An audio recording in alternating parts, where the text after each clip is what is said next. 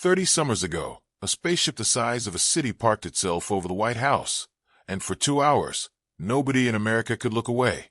Independence Day became the highest-grossing film of 1996, pulling in more than $817 million around the world, according to Wikipedia's box office tracking of the release. It made Will Smith a global star.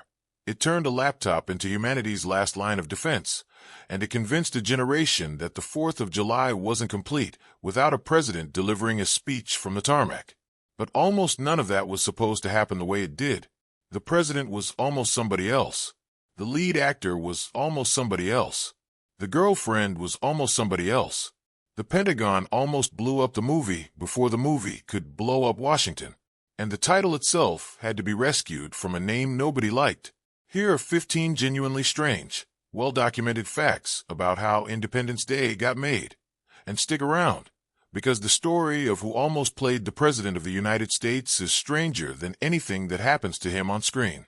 Before Bill Pullman ever read a page of the script, President Thomas Whitmore didn't exist as the character audiences remember. According to a 2021 oral history conducted by The Hollywood Reporter for the film's 25th anniversary, co-writer and producer Dean Devlin had gone to high school with a young actor named Kevin Spacey, and he wrote the role specifically with Spacey in mind. The twist is that Whitmore wasn't originally a hero. Devlin has said the plan was to introduce the president as a morally compromised, borderline villainous figure, with a last-act reveal that he was heroic all along, the kind of reversal Spacey had just pulled off, playing a very different kind of character in The Usual Suspects. Devlin pitched the studio hard, reportedly telling an executive they could sign Spacey cheaply now, because within a year he'd be an Oscar winner commanding a much bigger price tag. The executive's reported response was that Spacey would never win an Academy Award. Months later, Spacey won Best Supporting Actor for The Usual Suspects. The studio still passed on him for Whitmore. Once Bill Pullman came aboard, Devlin has said the entire character was rebuilt from scratch. Not a flawed man hiding heroism, but a leader trying to do right by an impossible situation from the start. It's a case of a studio being wrong about the math and right about the outcome at the same time. And it's worth sitting with for a second. The actor who was passed over for one of the most quoted presidential performances in movie history spent the following decades playing exactly the kind of morally complicated authority figures Whitmore was originally supposed to be, most famously as a fictional American president himself on House of Cards, roughly 2 decades later. Long before Will Smith became Captain Stephen Hiller, the role reportedly went to Ethan Hawke. Cinema Blend has reported on Hawke's own account, given during a television appearance, that he was sent the script during a road trip and never finished reading it. Hawke has said he got to a line referencing E.T. and found it so silly that he tossed the script out the window on a Texas highway. Whether or not that's the literal reason the part became available, the outcome mattered far more than the anecdote. Devlin and director Roland Emmerich had wanted an African-American actor in the role from the start, and Smith was their specific target after seeing him in 6 Degrees of Separation, according to Wikipedia's production notes on the film, sourced from contemporary interviews. Studio resistance followed anyway. Fox executives reportedly worried that Smith, known mainly for The Fresh Prince of Bel-Air and only one previous action hit in Bad Boys, wasn't a big enough name, and some of the pushback was explicitly about race, concerned that an improving black lead would hurt the film overseas. Variety's 25th anniversary retrospective on the film later pointed out how wrong that assumption turned out to be, given that Bad Boys had already performed well internationally the year before. Emmerich held his ground, Smith got the part, and the film went on to make more money overseas than at home. Within a year, Smith had gone from a sitcom lead the studio doubted could carry an international release to arguably the biggest movie star on the planet, a run that continued through Men in Black the very next summer. It's hard to find a cleaner example of a studio's stated commercial reasoning being disproven by the same movie it was worried about. Before Vivica A. Fox was cast as Jasmine Dubrow, the role was reportedly close to going to Jada Pinkett, Will Smith's real-life girlfriend at the time. According to trivia compiled on TV Tropes and echoed in later retrospectives, Pinkett was seriously considered, but scheduling conflicts with the Nutty Professor meant she couldn't take the part. Vivica A. Fox's path into the film has its own strange footnote. Reporting on the film's anniversary describes how a producer's wife, home and pregnant, was watching The Young and the Restless on daytime television and recognized Fox, then asked whether the production had found its Jasmine yet. It hadn't. Fox was brought in, won the role, and the part became a career turning point, one that reportedly led directly to her being cast and set it off shortly after. It's a rare case of a studio's casting search being solved, at least in part, by a random afternoon of soap opera watching. The popular version of this story is that the U.S. military walked away from Independence Day because the Pentagon didn't want a movie suggesting the government had secretly been hiding alien wreckage at Area 51 for decades. That much is true, but it's not the whole story.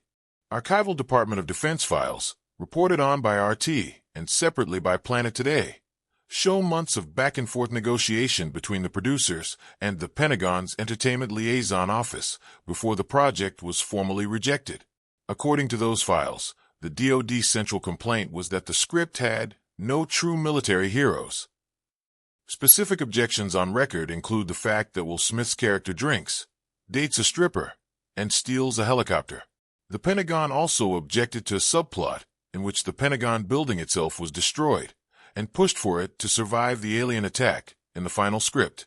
Devlin had originally pitched the project to the Pentagon as a potential recruiting tool, reportedly promising in a memo that the aerial footage would make it look like Star Wars and Top Gun combined. The producers made some concessions, trimming a drinking scene, adding military backstory for other characters, but ultimately refused to remove the Area 51 material, and the DoD sent a formal rejection letter. The film was made without military cooperation, using a single decommissioned fighter jet and a great deal of practical and digital effects work instead. President Whitmore's rallying speech before the film's final battle has outlived the movie itself as a piece of pop culture. What's less known is where Bill Pullman found his performance. According to the same Hollywood Reporter oral history, Pullman looked to a real historical moment for inspiration. Robert F. Kennedy's impromptu address to a stunned Indianapolis crowd in April 1968, delivered without notes, informing them that Martin Luther King Jr. had been assassinated. Pullman wanted that same quality of a leader steadying a devastated room, rather than performing a triumphant call to arms. The speech's closing line, the one that gives the film its title, was, according to Devlin, essentially a placeholder that never got revised.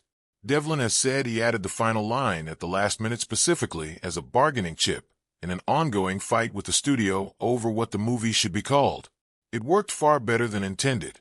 Cast and crew reportedly applauded on set when Pullman delivered it during filming, and the studio's resistance to the title started to crumble almost immediately afterward. Independence Day looks like the product of years of careful plotting across multiple continents and storylines. It wasn't. Emmerich and Devlin have said in multiple interviews, including a 30th anniversary conversation reported by Space.com, that they wrote the entire screenplay in roughly 3.5 weeks, holed up together away from distractions. The urgency had a specific cause. Emmerich has said he learned that Tim Burton was already in production on a competing alien invasion comedy, Mars Attacks, and didn't want to be beaten to theaters.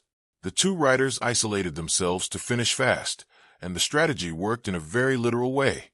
Once 20th Century Fox locked in a 4th of July release date for Independence Day, Mars Attacks ended up moving to a December release instead. A script written in under a month, aimed squarely at not losing a release date race, became one of the most successful blockbusters of the decade. The interiors where President Whitmore makes his hardest calls weren't purpose-built for this film. According to production notes compiled by ScienceFiction.com and corroborated by wider reporting on the production, the White House and Oval Office interiors were a standing set that had originally been constructed for Rob Reiner's 1995 film, The American President, starring Michael Douglas, and were owned by Castle Rock Entertainment. That same set had also recently been used for Oliver Stone's Nixon, featuring Anthony Hopkins. Within roughly a year, one recycled set had hosted a fictional romantic comedy president, a real historical president played dramatically, and then a president who personally flies a fighter jet into an alien mothership. It's a small reminder that even a film built on record-setting special effects still leaned on Hollywood's oldest trick, reusing what's already standing. By the time production wrapped, the visual effects team led by Volker Engel had reportedly built more physical miniatures than any other two films combined, according to interviews given around the film's anniversary and compiled in outlets like Befores and Afters and The Hollywood Reporter, that included scale versions of city blocks, the White House, alien attacker ships, and the mothership's interior, built across multiple active soundstages simultaneously, all constructed with the specific intention of being destroyed on camera. This was, according to Engel, a deliberate choice at a moment when computer-generated fire and destruction were still primitive and expensive. Roland Emmerich has said in retrospective interviews that blowing up a physical model simply looked better on film than the CGI fire available in 1996, since digital flame at the time still looked unconvincingly random and weightless compared to the real thing. Engel and his co-supervisor have described shooting roughly 4,000 different scale model elements and tabletop miniatures over the course of production, all carefully scheduled so that crews knew, on any given week, which famous landmark they were destroying next. The film would go on to win the Academy Award for Best Visual Effects, and even decades later, effects historians still point to it as the high-water mark for large-scale miniature work in a single production, a record that has become almost impossible to beat now that most studios have shifted toward digital destruction instead. One reason the aliens in Independence Day still feel unsettling is that their exposed skin looks organic and slick rather than rubbery. That effect, according to interviews with production designer Patrick Tatopoulos compiled by outlets including Film Stories and the Independence Day Wiki's source production notes, came from an unglamorous source. The creature's urethane and foam latex surfaces were coated in KY jelly to catch studio lighting and read as living tissue on camera. The design itself has an interesting backstory of its own. Tatopoulos originally sketched two completely different alien concepts for Emmerich, a towering, tentacled, biomechanical creature, and a smaller, more traditional gray alien with a large head. Emmerich liked both so much that he came up with the idea of combining them. The towering creature isn't really the alien at all, but a living biomechanical suit worn by the smaller, frilier creature curled inside it. Tatopoulos has described the concept using an oyster metaphor, the towering exterior as the shell, the small alien as the pearl inside, which is exactly why the outer surface had to look wet and alive rather than armored. Reports also note that the jelly had to be reapplied constantly on desert location shoots, since the heat caused it to evaporate within minutes. Before a single frame of marketing had reached the public, the production had already, by accident, convinced part of Southern California that an alien invasion was underway. The sequence in which humans attempt to communicate with the alien ships required a large lit display mounted on a helicopter. According to reporting compiled by Mental Floss and echoed across multiple retrospectives on the production, the crew borrowed a heavy-duty firefighting helicopter from a Forest Service and detached a section of an actual stadium scoreboard, rigged to flash mathematical sequences, a well-known physics constant, and the word peace in multiple languages. The plan was to test fly it at night for filming, and nobody thought to warn residents or local authorities beforehand. When the helicopter went up over Orange County lit up like that, more than 150 people reportedly called local police to report a UFO sighting, according to accounts from Devlin repeated in multiple film retrospectives. A film about an alien invasion had staged a small, real-life panic of its own before a single ticket had been sold. The desert scene where Stephen Hiller drags an unconscious alien across the salt flats, narrating his disgust the entire way, is one of the film's biggest comedic beats, and it wasn't scripted.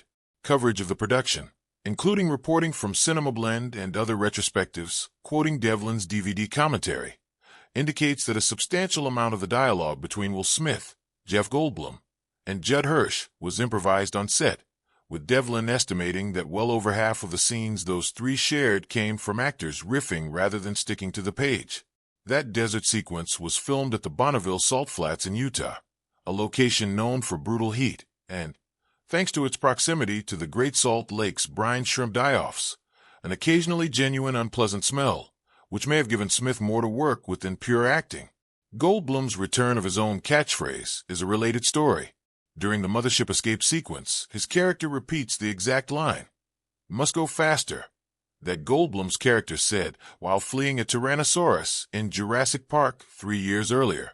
According to accounts from the production, this wasn't something Goldblum snuck in himself. The filmmaker specifically asked him to include the callback, and Goldblum was reportedly a little hesitant, worried about lifting a line so directly from a Spielberg film. He agreed to do it anyway, and the moment became one of the film's most well-remembered inside jokes.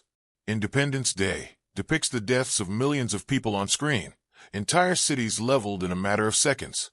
According to Devlin's own account, given during the film's DVD commentary and repeated in coverage by film school rejects and Cinema Blend, none of that destruction hit test audiences nearly as hard as a single dog. Boomer, the Hiller family's yellow Labrador, was played by a dog named Dakota, who had previously starred in Far From Home, The Adventures of Yellow Dog. In the sequence where Boomer has to outrun a fireball to reach shelter in a tunnel, test screening crowds reportedly screamed and cheered louder than they did for almost anything else in the film. Devlin has said, with some evident bemusement, that audiences seemed more emotionally invested in the fate of one dog than in the fictional deaths of millions of people, and that he thought it said something honest about how audiences process large-scale tragedy versus something small and personal. The filmmakers apparently took the reaction seriously enough that Boomer's survival, and his role helping locate the injured First Lady later in the film, became a meaningful part of the story's emotional through line. Two of the most recognizable things about this film, its title, and the ID for shorthand people still use for it, exist because of the same legal headache. According to Bill Pullman's own account in The Hollywood Reporter's Oral History, 20th Century Fox originally wanted to title the film Doomsday. Emmerich and Devlin wanted Independence Day instead, but Warner Brothers held the rights to that title from an unrelated 1983 film. To keep production moving, the film was shot under a working code name, ID4, short, military-sounding, and legally uncomplicated. The nickname stuck around because it worked well for marketing and fit neatly on a poster. But the fight over the real title continued behind the scenes. Devlin has said he deliberately built the case for Independence Day into the script itself by ensuring Whitmore's climactic speech ended on the line referencing the holiday, then pushed to have that scene filmed and shown to the studio as evidence the title would sell itself. It worked.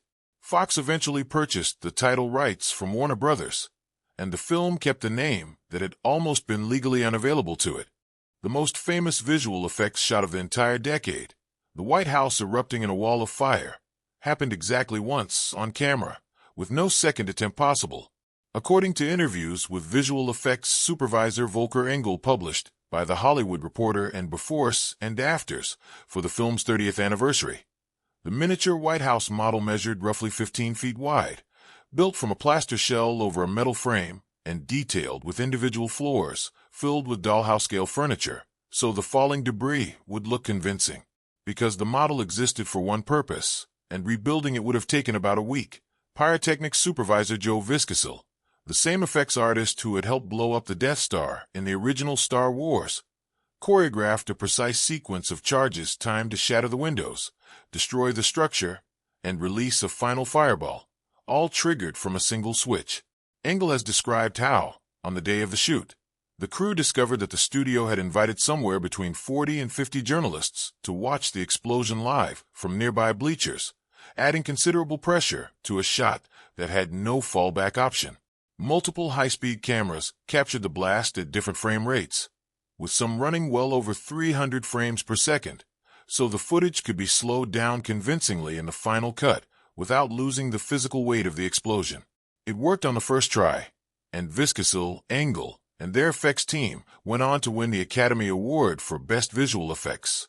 Years later, Viscasil reportedly told interviewers he felt a strange sense of guilt about how convincing the shot turned out to be, wondering aloud after the September 11th attacks whether making building destruction look so realistic on screen had, in some small way, planted an idea in someone's mind, a reflection that speaks to just how effective that single, unrepeatable take turned out to be. The ending audiences remember as Randy Quaid's Russell Cass, a washed-up alcoholic pilot obsessed with a decades-old alien abduction claim, flying a borrowed fighter jet directly into an alien ship's weapon to save the day. That was not the original plan. According to the same Hollywood Reporter oral history that surfaced the Kevin Spacey story, Emmerich and Devlin originally wrote and filmed a very different finale, Cass flying his old crop-dusting biplane, with a missile tied to it, into the alien ship in a moment meant to echo the dark comedy of Dr. Strangelove. In test screenings, the sequence tested extremely well overall, except for that specific moment, which drew a big laugh from the audience for entirely the wrong reason. Emmerich has said he immediately recognized it as not a good laugh. With the premiere only weeks away, the filmmakers convinced Fox to fund a last-minute reshoot, reworking the ending, so that Cass instead volunteers to fly a modern jet alongside the other pilots, sober and redeemed, sacrificing himself in a way audiences were meant to take seriously rather than laugh at.